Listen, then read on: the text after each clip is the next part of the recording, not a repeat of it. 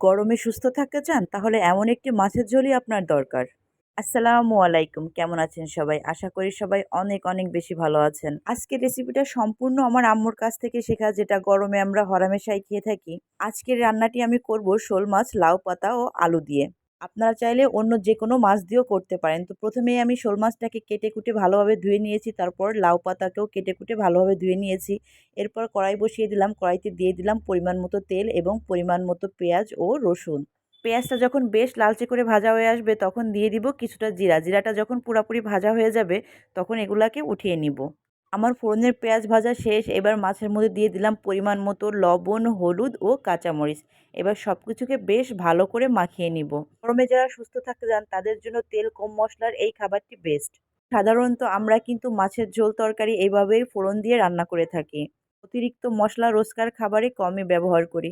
তো তেলটাকে ভালো করে গরম করে এবার মাখিয়ে রাখা মাছটা ছেড়ে দিলাম। এইবার তেলের উপরে এটাকে ভাজা ভাজা করে নেব ৪ থেকে ৫ মিনিট। ৪ থেকে ৫ মিনিট পর যখন মাছ থেকে বেশ একটা ভাজা ভাজা ঘ্রাণ আসতে শুরু করবে, কাঁচামরিচের কাঁচা গন্ধটা চলে যাবে, তখন দিয়ে দিব অল্প একটু পানি। এই পানিটা দিব মাছটাকে কষানোর জন্য।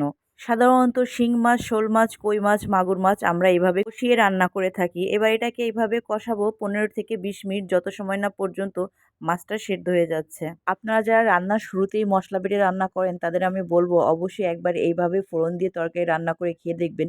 একবার খেলে আশা করি বারবার খেতে মন চাইবে। ১৫ মিনিট পর আমার মাছগুলো কষানো হয়ে গিয়েছে। এবার এইভাবে মাছগুলো তুলে নিব আর অবশিষ্ট পানিগুলো কড়াইতেই থাকতে দিয়ে দিব। এবার কড়াইতে থেকে যাওয়া পানির মধ্যে দিয়ে দিব পরিমাণ মতো ঝোলের পানি। পরিমাণ মতো পানি দিয়ে এবার অপেক্ষা করতে থাকবো যত সময় না পর্যন্ত পানিটা টকবক করে ফুটে যাচ্ছে। পানিটা বেশ টকবক করে ফুটতে শুরু করেছে। এবার ওপর থেকে দিয়ে দিব লাউ পাতা ও আলু। শাক ও আলু দিয়ে দেওয়ার পর এবার দিয়ে দিব পরিমাণ মতো লবণ ও হলুদ। এরপর এটাকে ঢাকনা দিয়ে ঢেকে দিব ৮ থেকে ১০ মিনিটের জন্য। ৮ থেকে ১০ মিনিট পর যখন শাকটা বেশ কমে আসবে তখন এটাকে ঢাকনা খুলে দিয়ে বেশ ভালোভাবে নেড়েচেড়ে উল্টে পাল্টে দিব। এবার এটাকে জাল করতে থাকবো আরও কিছু সময় এইভাবেই। শাকটা পুরোপুরি সেদ্ধ হয়ে যাওয়ার আগেই উপর থেকে মাছগুলাকে ছড়িয়ে দিব। খুব বেশি আগে মাছগুলা দেওয়ার দরকার নেই, কারণ মাছগুলা অলরেডি সেদ্ধ হয়েই আছে। তো দেখতেই পাচ্ছেন কিভাবে আমি একে একে মাছগুলোকে বসিয়ে দিচ্ছি। মাছগুলাকে দিয়ে এগুলাকে জাল করব আরও ১০ থেকে ১৫ মিনিট। এর মধ্যে আমি ওই যে ফোড়নটা ভেজে রেখেছিলাম সেটা বেটে নিয়েছি ১০ থেকে ১৫ মিনিট পর। এবার ফোড়ন বাটাটা দিয়ে সম্পূর্ণ ঝোলের সঙ্গে ভালো করে মিশিয়ে দিব। দেখতেই পাচ্ছেন আমি কিভাবে মিশিয়ে দিচ্ছি। আমি আবারও বলছি, যারা একবার ফোড়ন বেটে এইভাবে তরকারি রান্না করে খাবেন তারা বারবার খেতে বাধ্য হবেন।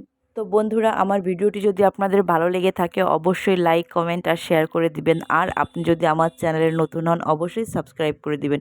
আর ভিডিওটি যদি ফেসবুক থেকে দেখে থাকেন অবশ্যই একটি লাইক ও ফলো করে দিবেন প্লিজ।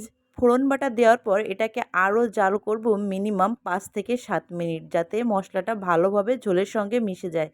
তো মাশাল্লাহ, দেখতে পাচ্ছেন ঝোলটা কতটা পাতলা হয়েছে আর কত কম মশলা এটাকে আমি রান্না করলাম। গরমে সুস্থ থাকতে চাইলে আপনার এরকম হালকা ফুলকা খাবারেরই দরকার। খুব বেশি রিচ ফুড এই মুহূর্তে না খাওয়াই ভালো। মাশাল্লাহ, দেখতেই পাচ্ছেন আমার তরকারি কালারটা কত বেশি ভালো হয়েছে আর খেতে হয়েছিল মাশাল্লাহ জোশ। আশা করি আপনারা বাসায় একবার ট্রাই করবেন আর কেমন হলো জানাবেন। ছোটবেলা থেকে আম্মুকে দেখে আসছি অতিরিক্ত গরমে আমাদের এই ধরনের তরকারি রান্না করে দিত যাতে খেয়ে আমরা সুস্থ থাকি। আর আমিও আম্মুর কাছ থেকে দেখে দেখে একটুখানি শিখে নিয়েছি। তো ভালো থাকবেন সবাই, সুস্থ থাকবেন। আজকের মতো এখানেই বিদায় নিচ্ছি। এমন মজার মজার ভিডিও পেতে অবশ্যই রিমি রান্নাঘরের পাশে থাকবেন। আল্লাহ হাফেজ।